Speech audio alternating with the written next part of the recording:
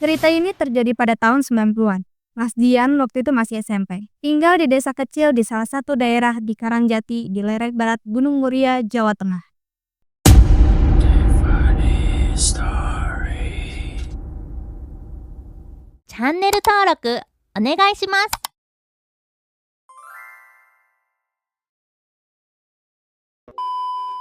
Desa Mas Dian ini tuh masih asri banget. Jalanannya juga masih tanah. Waktu itu, jangankan sinyal HP, lampu jalan pun nggak ada. Tapi disitulah Mas Dian bersama keluarganya tinggal. Dian, Desi, bapaknya sama ibunya. Rumah Mas Dian ini tuh masih rumah panggung dari kayu jati warisan Mbah Kakung. Bapaknya tuh tukang gamelan. Dia tuh jagonya ngetem gendang, bonang sama gong. Jadi, tiap ada acara adat atau hajatan di desa-desa sekitar, pasti bapaknya Mas Dian yang dipanggil buat mainin gamelan. Dulu, sebelum ada speaker dan lain-lain, gamelan ini masih jadi hiburan pilihan. Nah, makanya Mas Dian ini namanya Desi. 2 tahun lebih tua dari Mas Dian lah. Desi ini tuh cantik, rambutnya panjang lurus, kulitnya kuning langsat, dan sejak kecil dia udah suka banget sama nari. Tiap sore, Desi selalu latihan tari di balai desa sama Bu Sartik, guru tari yang juga sesepuh dari kampung mereka. Yang dia pelajarin tuh bukan tari modern kayak sekarang, tapi tari persembahan. Tarian khusus yang cuma dibawain setahun sekali pas acara adat, semacam acara ruatan gitulah. Kisaran tahun 1997, Desi itu terpilih jadi penari utamanya. Awalnya mereka semua bangga, ibunya tuh sampai buat tumpengan dan bikin acara kecil-kecilan. Semacam selamatan lah istilahnya. Terus, malamnya bapaknya Mas Dian ini nyuci semua alat gamelan pakai air campuran bunga gitu. Tapi setelah itu, suasana rumah dan kampung mereka udah gak kayak biasanya. Desi tuh jadi beda banget. Dia sering ngelamun, makan juga makin jarang. Terus dia kayak sering nengok gak jelas gitu. Pernah Mas Dian lihat dia duduk di teras. Matanya ngeliatin ke arah kebun, kayak ada orang manggil. Mas Dian kira dia tuh cuman grogi, ya maklum bakal tampil di depan orang sekampung. Jarak rumah di kampung tuh memang renggang, jadi samping kiri kanan kadang kebun-kebun belukar gitu. Tapi di sebelah sana ada rumah, begitu seterusnya. Tapi semua berubah pas malam-malam Mas Dian kebangun. Waktu itu jam 2 pagi, Mas Dian haus kan.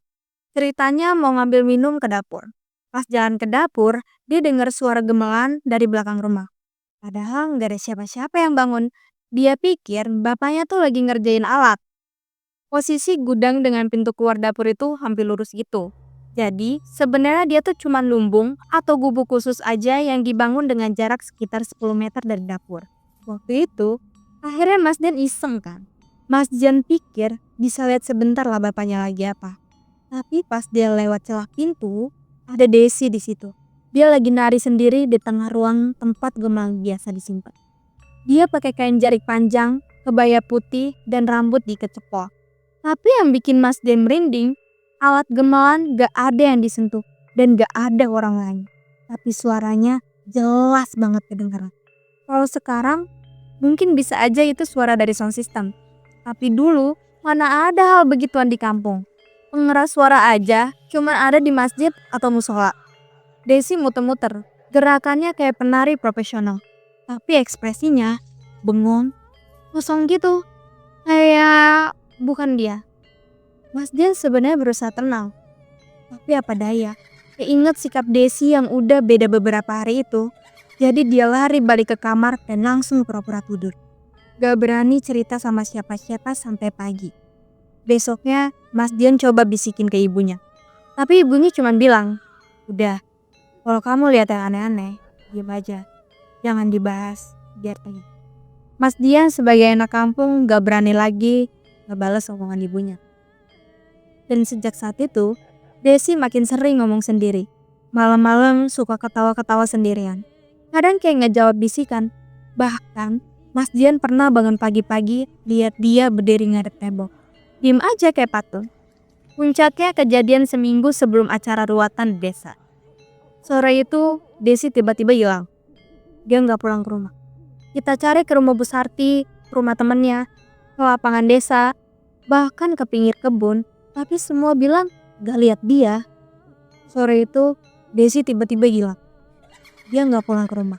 Kita cari ke rumah Bu Sarti, ke rumah temennya, ke lapangan desa, bahkan ke pinggir kebun. Tapi semua bilang gak lihat dia. Sampai jam 11 malam, waktu itu hujan gede banget. Suara petir juga kenceng banget. Desi tiba-tiba keluar. Dia basah kuyup, kainnya kotor, gak pakai alas kaki, dan mukanya pucet banget. Dia gak ngomong apapun waktu itu. Dengan duduk di pojokan ruang tamu sambil meluk lutut dan gemeteran. Ibunya Mas Dian berusaha nenangin, nyiapin air hangat dan ngajak Desi buat ganti baju terus bersih-bersih. Dan malam itu bapaknya mutusin buat nemuin Mbah Janira. Paranormal di desa, Habib juga yang suka ngobatin warga desa. Terus dia bilang, besok ikut bapak ke Mbah Janira. Mas Dian mau aja, meski gak ngerti nanti harus ngapain. Tapi sejak malam itu, semuanya jadi lebih awal. Pagi-pagi banget sekitar jam 5, Mas Dian tuh udah dibangunin bapaknya. Dia udah diajak jalan kaki ke rumah Mbah Janira. Suasananya tuh masih dingin banget waktu itu. Kabut tipis nutupin sepanjang jalan. Rumah Mbah Janira itu ada di ujung desa, dekat kebun bambu. Rumahnya kecil, temboknya masih dari anyaman bambu dan halaman di tanah pohon kelor dan sirih.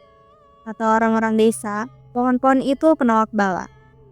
Pas sampai sana, Mbah Janira udah nunggu di depan rumah, pakai daster lusuh dan selampang batik. Rambutnya udah putih semua. Tanpa banyak basa-basi, beliau langsung ngomong. Awalnya Mas Dian juga bingung dari mana Mbah Janira tahu. Tapi dipikir-pikir, semua warga juga tahu kejadian Desi hilang malam itu. Desi wis didesike tarik kanggo kang salah. Artinya, Desi udah keduluan nari buat sosok yang salah. Mas Dian kaget. Bapaknya cuma diem aja. Tapi dari wajahnya, kelihatan dia udah tahu.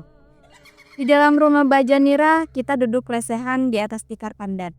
Bau menyang mulai kecium, tipis-tipis. Mbah Janira duduk di depan kami sambil nyiapin air dan mangkok tanah liat. Terus mulai cerita. Dari cerita Mbah Janira, ternyata tari persembahan itu dulunya bukan cuma hiburan atau ritual syukuran desa. Konon, awalnya adalah bentuk janji. Janji antara sesepuh desa zaman dulu dengan sosok gaib yang dipercaya nungguin tempat ini. Namanya Nyai Lemah Abak. Setiap tahun satu penari dipilih buat jadi penghubung. Tapi bukan sembarang penari. Dia harus bersih, gak pernah main-main, gak punya niat buruk, dan siap secara lahir batin. Nanti setelah ruatan selesai, penari itu akan dapat saweran dan hantaran dari warga desa. Bahkan juga makin dihormati. Tanda anak gadisnya masih suci dan bersih. Jadi wajar, orang tua Mas Dian waktu itu ngedengar Desi kepilih, mereka tuh seneng banget. Tapi yang paling penting, penari harus disucikan dulu lewat semacam ritual khusus sebelum mulai latihan. Nah, ternyata disinilah letak masalahnya. Bu Sarti, guru tari kakaknya Mas Dian itu, ternyata udah gak ngikutin aturan lengkap dari dulu. Entah karena lupa atau karena mikir udah gak penting. Intinya waktu itu Mbak Janira nganggap Bu Sri ini mengabaikan satu proses penting sejak beberapa tahun lalu. Proses penyucian penari dilewat. Latihan langsung dimulai tanpa ritual pembuka, tanpa pelindungan apa-apa. Jadi Desi belajar nari dengan posisi rentan dan terbuka. Siapapun, apapun bisa masuk. Yang melalui itu dek, Kata Mbak Janira. sampun duduk namu kangge pansinau. Nanging sampunika sampun dados jembatan. Tangannya udah bukan cuma dipakai latihan, tapi sekarang udah jadi jembatan. Mas Dian langsung merinding, ngebayangin suara gamelan yang mereka dengar tiap malam. Ternyata bukan suara musik, tapi semacam undangan gitu. Bapaknya diem aja, kayak nahan rasa bersalah. Soalnya, alat gamelan itu memang warisan turun-menurun dari leluhur. Jadi, bukan cuma alat musik biasa. Mbah Janira akhirnya nyuruh mereka pulang. Tapi sebelum pulang, dia ngasih satu botol kecil air putih yang katanya udah diodoain. Sama seikat daun kelor buat ditaruh di pintu kamar Desi. Jangan diajak ngomong kalau dia mulai aneh-aneh. Kaberia. Ki, jangan ditinggalin juga. Nanti dia gak tahu jalan pulang. Hari-hari setelah itu makin berat. Desi kayak hidup di dua dunia. Kadang dia normal ngajak ngobrol Mas Dian, tapi kadang dia bisa duduk berjam-jam di depan cermin. Senyum-senyum sendirian, nyisir rambut, kadang juga kayak nyinden begitu. Intinya serem lah menurut Mas Dian. Pernah tengah malam, Mas Dian ngintip ke kamarnya. Dan dia lagi nari. Tapi kali ini di dalam kamar, di atas tempat duduk. Gerakannya pelan, kayak melayang. Mas Dian cuma bisa berdiri di depan pintu. Aku gak bisa ngomong apa-apa. Yang bikin tambah serem, suara gemelan itu makin sering muncul. Kadang siang bolong waktu rumah lagi sepi. Tahu-tahu ada suara Bona. Ibunya juga mulai ketakutan. Tapi beliau tetap berusaha tenang. Beliau banyak baca doa, muter radio ngaji, dan tiap malam naruh kelor di 4 sudut rumah. Keluarganya Mas Dian ini sebenarnya udah lama nemuin Bu Sarti. Bu Sarti juga ngerasa bersalah waktu itu. Selain ngedoain biar Desi dan keluarga Mas Dian gak kenapa-napa. Sampai akhirnya, pas malam Jumatnya, Desi ngilang lagi. Hari ini lebih gila. Dia hilang dari kamar gitu aja. Padahal pintu gak kebuka dan masih kunci dari dalam. Awalnya kita semua biasa aja. Cuman malam itu setelah maghrib, Mas Dian niatnya mau manggil Desi buat makan malam. Diketok-ketok pintunya, gak ada jawaban. Akhirnya mereka semua gedor pintu lebih keras lagi. Tetap aja gak ada jawaban. Pintu kamar masih kekunci. Karena takut terjadi apa-apa, bapaknya Mas Dian jadi panik. Dia langsung ke dapur, ngambil sebatang besi linggis buat ngedobrak pintu itu. Tapi ternyata pas pintu dibuka, dia nggak ada di kamar. Semua makin panik. Bapaknya langsung lari ke rumah Pak RT. Terus diumumin lewat toa. Warga berdatangan dan mulai mencari Desi. Beberapa warga bahkan bawa alat-alat dapur kayak panci, piring, sendok, dan lain-lain. Dipukul-pukul akhirnya rame. Malam itu jadi mencekam sekaligus ramai. Mereka mencari keliling desa hingga dipisah jadi beberapa kelompok. Per kelompok sedikitnya 4 orang. Dan sekitar jam 2 pagi, salah satu kelompok akhirnya berhasil nemuin Desi. Dia berdiri di tengah punden tua, tempat paling keramat di desa. Di situ dulu dipercaya jadi petilasan Nyai Lemah Abad. Desi berdiri di antara sesajen, pakai baju kebaya putih yang sama kayak waktu Mas Dian Desi pertama kali nari di tengah malam. Dan kata warga yang nemuin Desi, gemelang terdengar dari arah itu, di tengah hutan.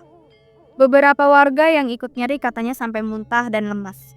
Ada yang bilang lihat bayangan besar berdiri di belakang Desi. Tapi nggak berani ngeliat terus. Yang jelas setelah dibawa pulang, Desi nggak bisa ngomong apa-apa lagi.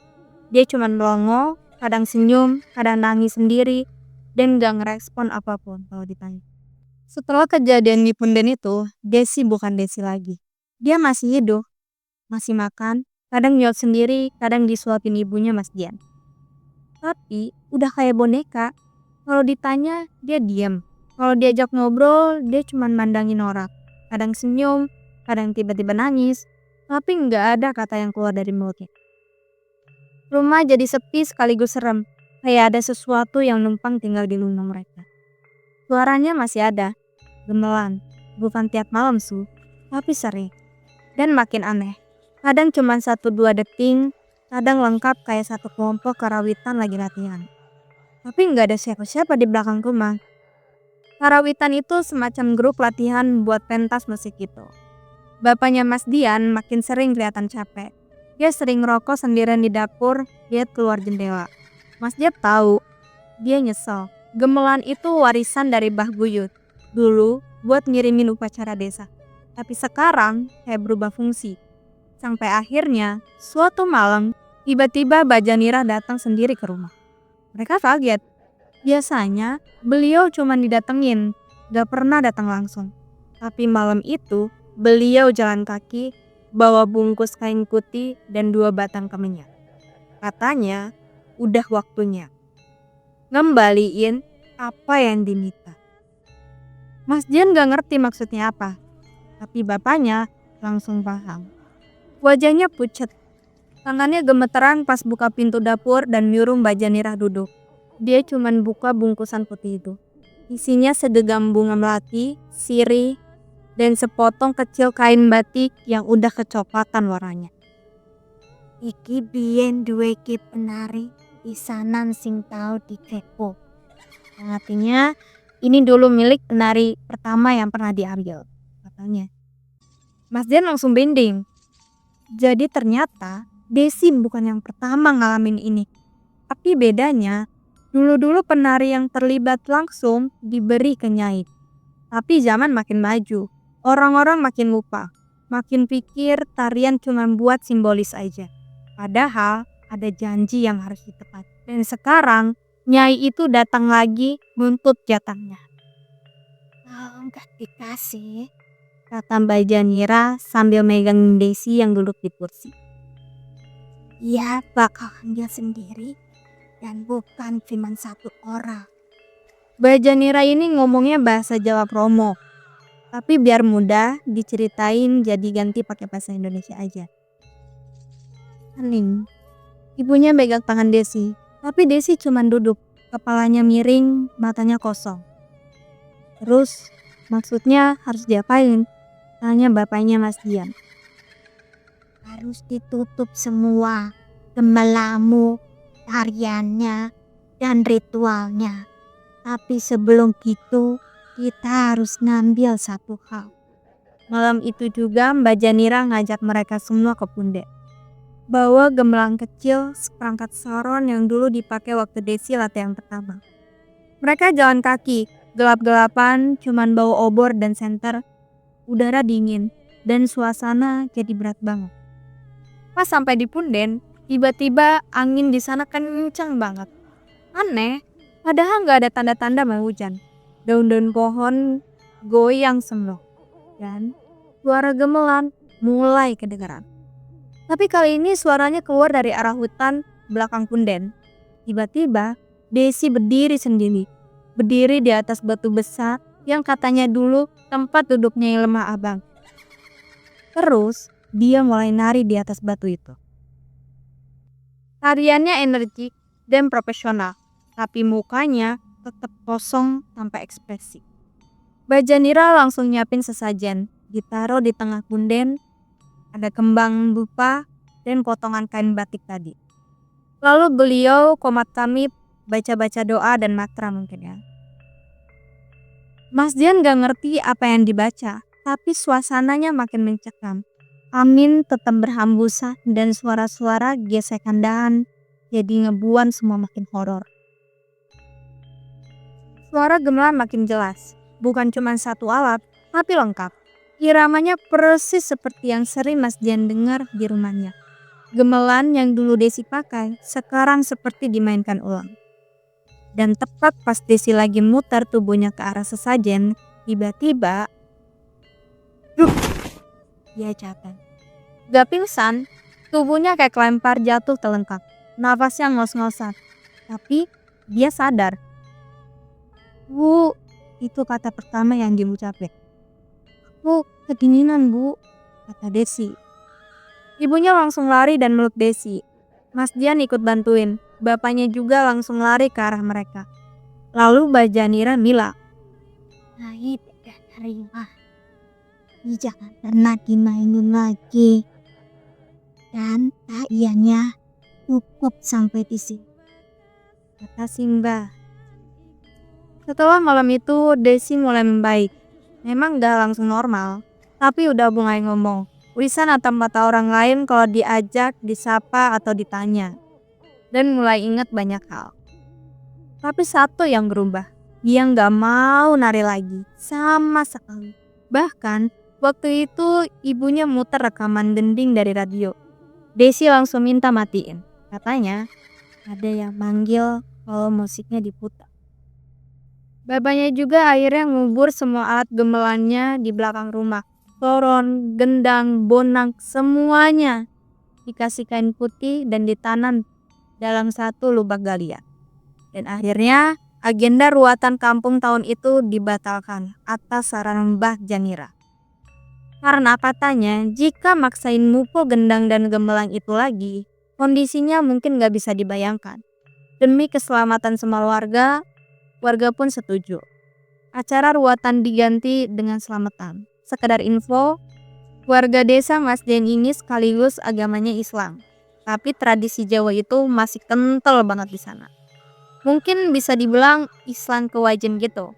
Sampai sekarang, kalau Mas Dian pulang ke Karangjati, suasana rumah agak beda.